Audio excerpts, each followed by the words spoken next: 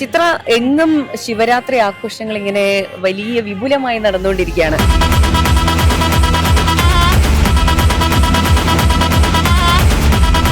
ശിവന്റെയും പാർവതിയുടെയും വിവാഹ നിശ്ചയം കഴിഞ്ഞതിന് ശേഷം ഒരുപാട് ആളുകൾ സമ്മാനങ്ങളായിട്ട് പാർവതി ദേവിയുടെ അടുത്തേക്ക് വന്നു. വേഷം മാറി പാർവതി ദേവിക്ക് കുപ്പിവള സമ്മാനിച്ചു. നിർമ്മിച്ച് സമ്മാനിച്ചു. അതെ.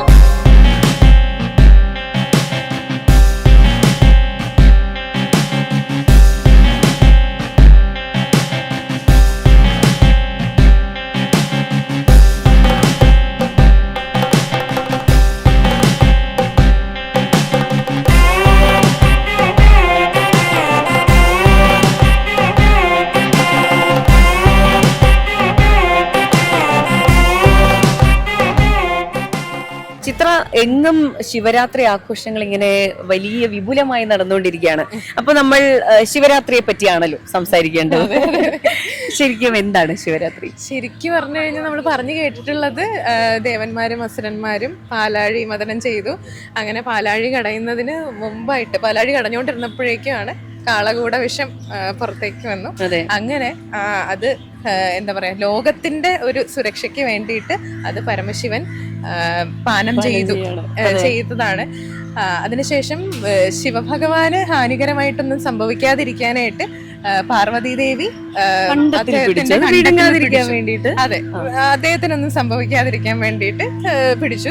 പക്ഷേ ഈ കാളകൂടം എന്ന് പറയുന്നത് വലിയ വിഷയമാണ്. അത് പുറത്തേക്ക് പോയാൽ ലോകത്തിന് തന്നെ വലിയ ഹാനി സംഭവിക്കുന്ന ഒരു സംഭവം ആയതുകൊണ്ട് തന്നെ മഹാവിഷ്ണു വായുവത്തിപ്പിടിക്കുന്നു. അങ്ങനെ പരമശിവന്റെ കണ്ഠത്തില് ആ ഒരു കാളകൂട വിഷം ഉറച്ചു പോവുകയാണ് ചെയ്തത്. അങ്ങനെയാണ് അദ്ദേഹത്തിന് നീലകണ്ഠൻ എന്നുള്ളൊരു നാമധേയം വന്നത്. കുറച്ചുകൂടി ആധികാരികമായി പറയുന്ന ആൾക്കാരുണ്ടാകും, സാധാരണക്കാരെന്ന നിലയിൽ നമുക്ക് അതാണുള്ളത്. അങ്ങനെയാണ് ഇതിനെ ചുറ്റിപ്പറ്റി കുറെ കഥകളും ഐതിഹ്യങ്ങളും ഇനിയും ബാക്കിയുണ്ട്. ഈ ഒരു സമയത്ത് പരമശിവന് ഹാനികരമായിട്ടൊന്നും സംഭവിക്കാതിരിക്കാനാണല്ലോ പാർവതി ദേവി കണ്ഠത്തിൽ പിടിച്ചത്. അപ്പൊ ഉറക്കമുളച്ച് പാർവതി ദേവി പ്രാർത്ഥിച്ചു എന്നാണ് പറയുന്നത്. നമ്മൾ ചെറുതിലെ മുതൽ കേൾക്കുന്നത് ഇത് തന്നെയാണ്. പാർവതി ദേവി ഉറങ്ങാതെ കാത്തിരുന്ന രാത്രിയാണ് വേണ്ടിയിട്ട്. അതുകൊണ്ട് ഭർത്താവിന്റെ നല്ലതിന് വേണ്ടിയിട്ടും നമ്മൾ വ്രതാനുഷ്ഠാനങ്ങൾ അനുഷ്ഠിക്കാറുണ്ട്. ചെറുപ്രായം മുതല് വയസ്സായത് വരെ, ഒരുപാട് വലിയ പ്രായമായത് വരെ ഇതെല്ലാം ഭക്തിയോടെ അനുഷ്ഠിക്കുന്ന ഒരുപാട് സ്ത്രീകളുണ്ട്. മാത്രമല്ല പിതൃക്കൾക്ക് വേണ്ടിയിട്ടും കൂടിയാണ് നമ്മള് ഒരിക്കലും എടുക്കുന്നത്. ഈ വ്രതാനുഷ്ഠാനങ്ങൾ എടുക്കുന്നതും കൂടി പിതൃക്കൾക്ക് വേണ്ടിയിട്ടും കൂടിയാണ്. പിറ്റേ ദിവസം നമ്മൾ ബലിയിടുന്ന ഒരു ചടങ്ങ് കൂടി ഈ ശിവരാത്രിയുടെ ഭാഗമായിട്ടുണ്ട് എന്നുള്ളതാണ്. ഈ ഭസ്മധാരണത്തിന് ശിവരാത്രിയില് വളരെ ഇമ്പോർട്ടൻസ് ആണുള്ളത്. അതെ ചേട്ടാ, പച്ച കുപ്പിവള മേഘ, എന്താണ് ശിവരാത്രി ദിനത്തില് പച്ച കുപ്പിവള പെൺകുട്ടികൾ ധരിക്കണേന്നുള്ളതാണ്?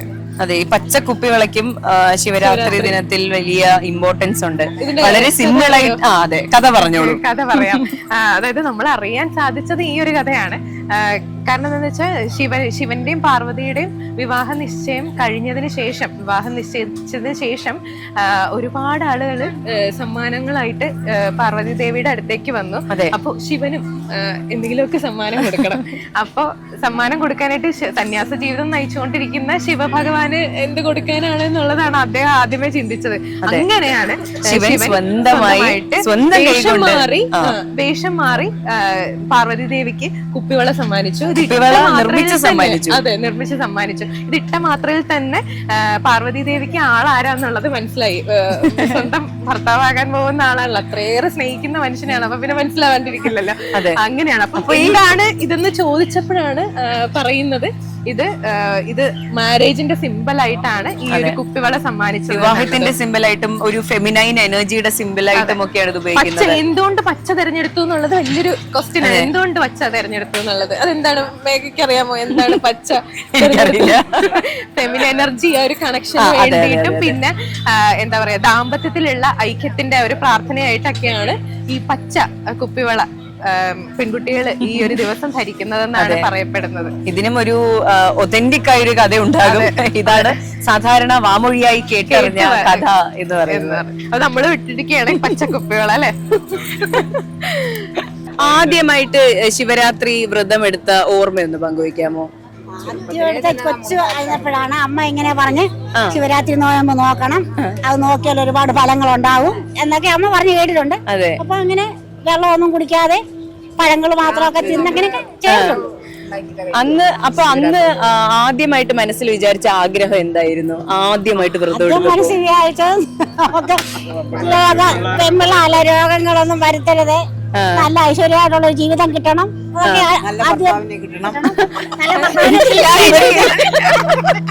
അതെ, നല്ല ഭർത്താവിനെ കിട്ടി. അപ്പൊ പിന്നെ അതല്ലേ ഏറ്റവും വലിയ ഭാഗ്യം. അതെ, ശിവരാത്രി വ്രതം നോറ്റിട്ട് കിട്ടിയതാണ് ഭർത്താവിനെ.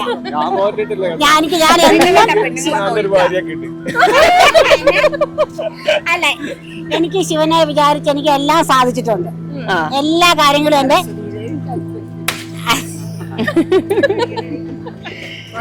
ഞാൻ പണ്ട് തൊട്ടേ ശിവന് കുങ്കപ്പൂമാലയും കൂവളത്തുമാലയൊക്കെ കൊടുക്കും, എല്ലാ തിങ്കളാഴ്ചയും കൊടുക്കും. ഇപ്പോഴും ഇത് മുടങ്ങിയിട്ടില്ല. അപ്പൊ ഇവരില്ലെങ്കിലും ഞാൻ വേറെ എവിടെ ആയാലും എല്ലാ തിങ്കളാഴ്ചയും കൊടുക്കും. എന്റെ വീടിനടുത്തൊരു ശിവന്റെ ക്ഷേത്രമുണ്ട്, അപ്പൊ ഞാൻ അവിടെ കൊടുക്കും. അതുകൊണ്ട് ഇപ്പൊ ഇവിടെ വന്ന് താമസിക്കുമ്പോ ഇവിടെ എല്ലാ എനിക്ക് കൊടുക്കാൻ പറ്റില്ല, ഇവരെങ്കിലും ഏൽപ്പിച്ചിട്ടേ പോത്തുള്ളൂ. ശിവന്റെ മണ്ണിലാണ് ഇപ്പൊ. അതെ അതെ, ശിവന്റെ മണ്ണിലാണ് ഇപ്പൊ. ഞങ്ങള് സ്വപ്നത്തിൽ പോലും വിചാരിച്ച കാര്യമല്ല ഇവിടെ വന്നിങ്ങനെ നിൽക്കാൻ പറ്റുമെന്ന്. നടന്നു.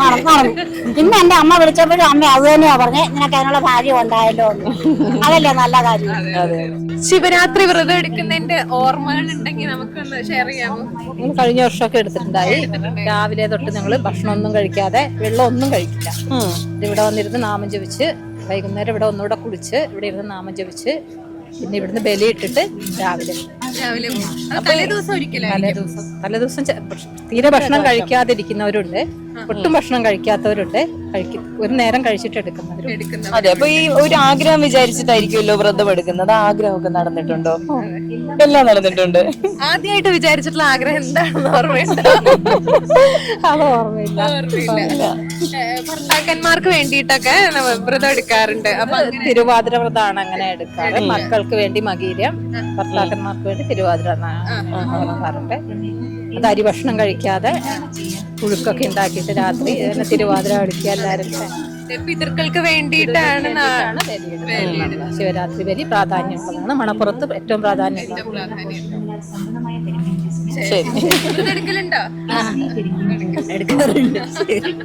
ശിവരാത്രി വ്രതം എടുക്കാറുണ്ടോ? ഉണ്ടല്ലോ, ഉണ്ട്. അപ്പൊ ശിവരാത്രി വ്രതം എടുത്തതിനെ പറ്റി ഏറ്റവും നല്ലൊരു ഓർമ്മ പങ്കുവയ്ക്കാമോ? ശിവരാത്രി വ്രതം എടുത്തത് എൻ്റെ കുട്ടിക്കാലത്ത്. അതായത് ശിവരാത്രി എന്ന് പറയുന്നത് വളരെ കഠിനമായ വ്രതമാണ്. അതായത് ഭഗവാനിൽ നമ്മൾ അർപ്പിച്ച് ജീവിക്കുക. ആ 2 ദിവസം, ഇന്ന് മുതൽ നാളെ വരെ ഭഗവാനിലേക്ക് അർപ്പിച്ച് ഭഗവാൻ നമുക്കതിൻ്റെ പ്രതിഫലം തരും.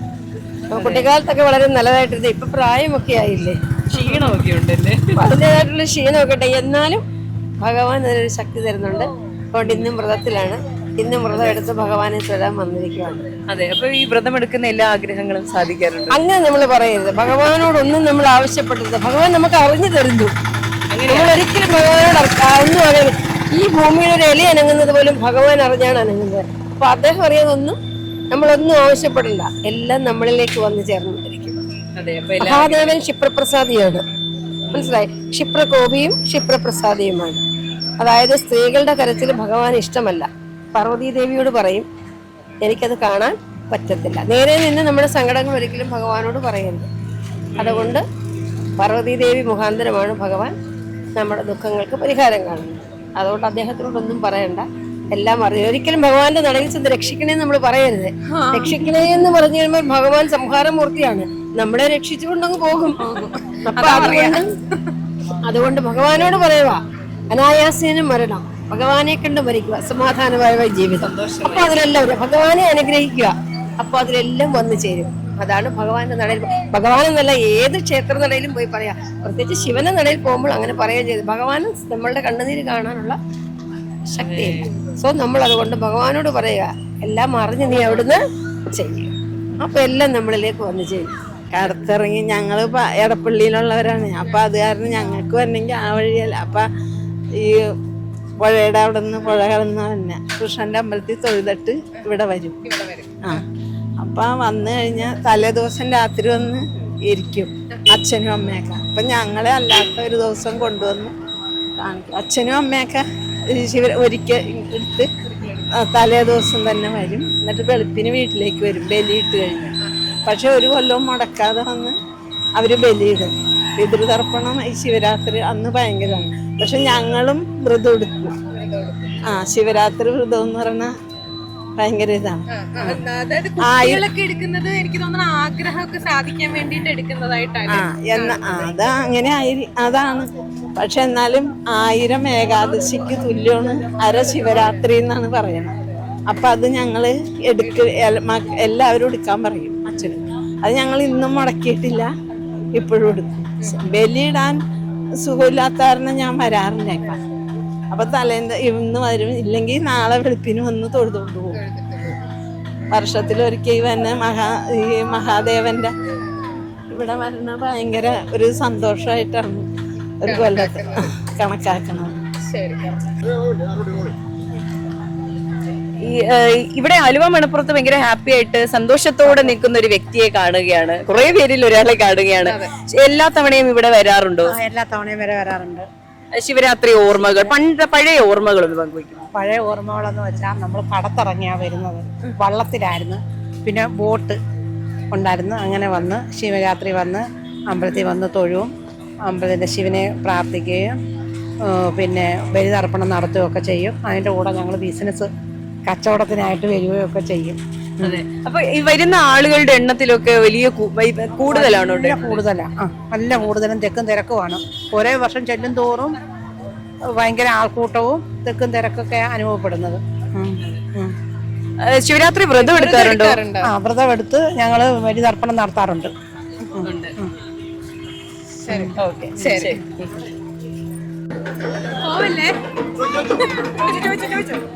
ശിവരാത്രി ഓർമ്മകളെ കുറിച്ചൊന്ന് സംസാരിക്കാമോ? വ്രതം അനുഷ്ഠിക്കാറുണ്ടോ? വ്രതം എടുക്കാറില്ല. വ്രതം എടുക്കാറില്ല. വ്രതം എടുക്കുന്നുണ്ടോ? ഇപ്പൊ ഇന്ന് എടുക്കുന്നുണ്ടോ? അത് ഷുഗർ കംപ്ലൈന്റ് അങ്ങനെ കുറച്ച് അസുഖങ്ങളുള്ളപ്പോ നമുക്ക് ഭക്ഷണം ഒന്നും കഴിക്കാൻ പറ്റും. ആഗ്രഹം. ശിവരാത്രി പേര് എല്ലാ കൊല്ലം ശിവരാത്രി വരുന്നുണ്ട്. നല്ല തിരക്കാണ് അമ്പലത്തില്. പിന്നെ ഞങ്ങൾ റെഗുലറായിട്ട് വരും. ഇവിടെ ഉണ്ടെങ്കിൽ നാട്ടിലുണ്ടെങ്കിൽ വരും. അങ്ങനെയാണ്. കുടുംബത്തിലെ എല്ലാവരും വ്രതം എടുക്കാറുണ്ടോ? വ്രതം എടുക്കാറൊന്നുമില്ല. ശിവരാത്രി ആഘോഷിക്കാറുണ്ട്. അത് ഞങ്ങൾ ഇവിടെ ഉള്ളപ്പോ ഞങ്ങൾ ഇവിടെ വരും, നാട്ടിലുള്ളപ്പോഴും. ആഘോഷങ്ങളുടെ കൂടെ ഉത്സവമാണത്. അതെ, ആഘോഷം എന്നല്ല, നമ്മള് ശിവന് ഉള്ള വഴിപാടുകൾ ചെയ്യാനായിട്ടും കാര്യങ്ങളൊക്കെ എല്ലാം ഞങ്ങളുടെ ഇവരുടെ സിസ്റ്ററിന്റെ കൂടെ, സിസ്റ്ററുടെ മകള്. അതെ, വലിയൊരു ഫാമിലി ആയിട്ടാണ് വന്നിട്ടുള്ളത്. അങ്ങനെയാണ്. വീട് ഇവിടെ അടുത്ത് തന്നെയാണ്, അധികം ദൂരമില്ല. ശരിക്കും നടന്നു വരാനുള്ളതേ ഉള്ളൂ. പക്ഷെ എന്റെ ഹെൽത്ത് കണ്ടീഷൻ അനുസരിച്ചിട്ട് ഇപ്പൊ ഞങ്ങൾ വണ്ടിയിലാണ്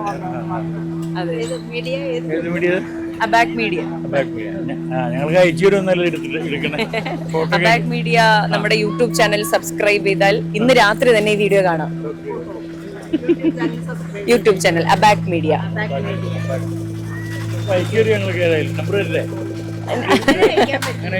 ഇല്ല ഇല്ല, ഒന്ന് ജസ്റ്റ് ഒന്ന് നോക്കിയാൽ കാണാൻ കഴിയും. ശിവരാത്രിയെ പറ്റിയുള്ള റോളിംഗ് അല്ലേ? ശിവരാത്രിയെ പറ്റിയുള്ള ഓർമ്മകൾ, ശിവരാത്രി ആഘോഷത്തിന്റെ ഓർമ്മകൾ എന്തെങ്കിലും പങ്കുവയ്ക്കാം?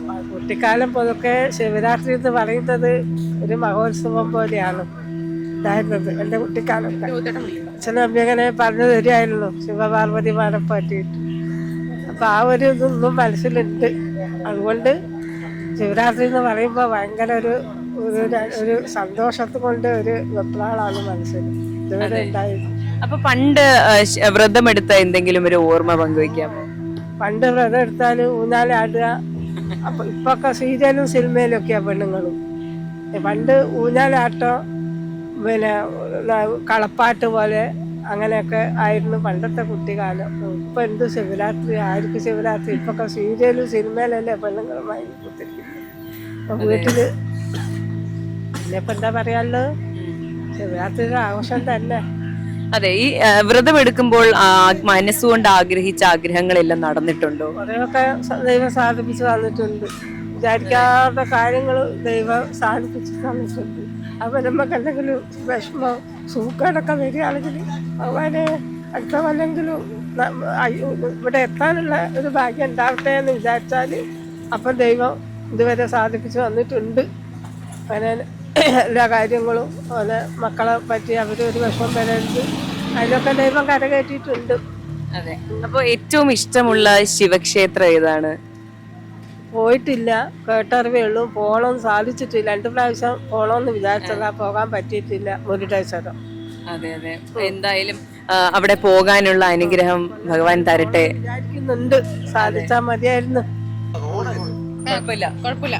ഓക്കെ. അതെ. അപ്പൊ നമ്മൾ നേരത്തെ സംസാരിച്ച ചേച്ചി പറയുന്നത് നമ്മള് ശിവഭഗവാന്റെ മുന്നിൽ പോയിന്ന് കരഞ്ഞിട്ട് എന്നെ കാത്തു രക്ഷിക്കണേന്ന് രക്ഷിക്കണേന്ന് പ്രാർത്ഥിക്കണം. ആക്ച്വലി മേഘ, ഞാൻ ശരിക്കും പറഞ്ഞ അകത്ത് കയറി തൊഴുത് കഴിഞ്ഞപ്പോഴേക്കും എനിക്കിത് അറിയാം. പക്ഷെ എന്നിരുന്നാൽ പോലും ഞാൻ പ്രാർത്ഥിച്ചത് രക്ഷിക്കണേന്നാണ്. പക്ഷെ അങ്ങനെ പ്രാർത്ഥിക്കരുതെന്ന് പറയും. അങ്ങനെ നമ്മൾ അറിവില്ലായ്മ കൊണ്ട് ചെയ്യുന്നത് അറിവില്ലായ്മ കൊണ്ട് ഞാൻ പിന്നെ കഴിഞ്ഞ് തിരുത്തി ഞാൻ പറയുകയും ചെയ്തു.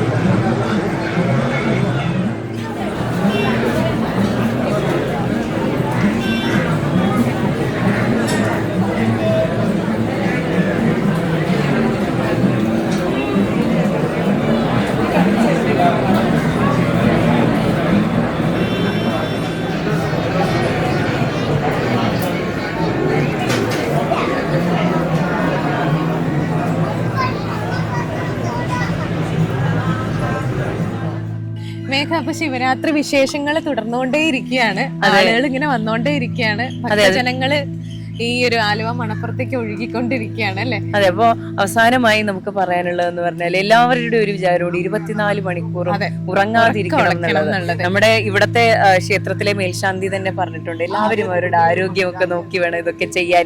12 മണി മുതൽ 3 മണി വരെയുള്ള സമയമാണ് ഉറക്കമിളച്ചിരിക്കുന്നത്. ശിവരാത്രിയുടെ ഒരു മൂർധന്യ അവസ്ഥയാണ് അതെന്ന് പറയുന്നത്. അതായത് 15-ാം തീയതി രാത്രി 12:30-ക്ക് ശേഷം 12 മണി ഒരു 3 മണിയൊക്കെയാണ് നമ്മൾ ഉറക്കം ഒളിച്ച് ഭയങ്കര അലേർട്ട് ആയിരിക്കേണ്ട ഒരു സമയം. ആ സമയത്ത് നമ്മൾ ധ്യാനിക്കുക, ജപിക്കുക, മെഡിറ്റേഷൻ അങ്ങനെയുള്ള കാര്യങ്ങളൊക്കെ നമ്മൾ ആത്മാർത്ഥതയോടെ ചെയ്യുക എന്നുള്ളതാണ്. പക്ഷെ ഇത് ഉപാസനയൊക്കെ ഉള്ള ആൾക്കാരൊക്കെ ആണെന്നുണ്ടെങ്കിൽ ആ ഒരു സമയത്ത് അവര് ഉറക്കം വരില്ല എന്നുള്ളതാണ്. അതായത് ധ്യാനിക്കുകയാണ്, ജപിക്കുകയാണ്, മെഡിറ്റേറ്റ് ചെയ്യുകയാണെന്നുണ്ടെങ്കിൽ അവർക്ക് ഉറക്കം വരില്ല. പക്ഷെ സാധാരണക്കാരായിട്ടുള്ള ആളുകളെ പോലുള്ള ചിലപ്പോ ആദ്യമായിട്ടൊക്കെ വ്രതം നോക്കുന്ന ആൾക്കാരുണ്ടാവും. അപ്പൊ അവർക്കൊക്കെ ഇത് വലിയ ശീലമില്ലാത്ത ആൾക്കാരാണ്, ഉറക്കം ഉളയ്ക്കാത്ത ആൾക്കാരൊക്കെ ആണെന്നുണ്ടെങ്കിൽ ഇവർക്ക് ഒരു 2, 2:30, 3 മണിയൊക്കെ കഴിഞ്ഞതിന് ശേഷം ഉറങ്ങാമെന്നാണ് പറയുന്നത്. കാരണം അവർക്ക് പിറ്റേ ദിവസം ജോലിക്ക് കാര്യങ്ങളും എല്ലാ തിരക്കുകളും കാര്യങ്ങളും ഒക്കെ ഉള്ള ആൾക്കാരായതുകൊണ്ട് അത് ആ ഒരു സമയം വരെ ഉറക്കം ഉളച്ചാൽ മതി എന്നാണ് പറയുന്നത്. അതെ. മേൽശാന്തി പോലും പറയുന്നുണ്ട് എല്ലാവരും ആരോഗ്യം നോക്കി നിങ്ങളുടെ സൗകര്യം ഒക്കെ നോക്കി എല്ലാം ചെയ്താൽ മതി. സാഹചര്യം മനസ്സിലാക്കുന്നവരാണല്ലോ ദൈവം. തീർച്ചയായിട്ടും. അതെ. അപ്പോൾ ബാക്ക് മീഡിയയുടെ എല്ലാ പ്രേക്ഷകർക്കും ഹൃദയം നിറഞ്ഞ സ്നേഹം നിറഞ്ഞ ശിവരാത്രി ആശംസകൾ.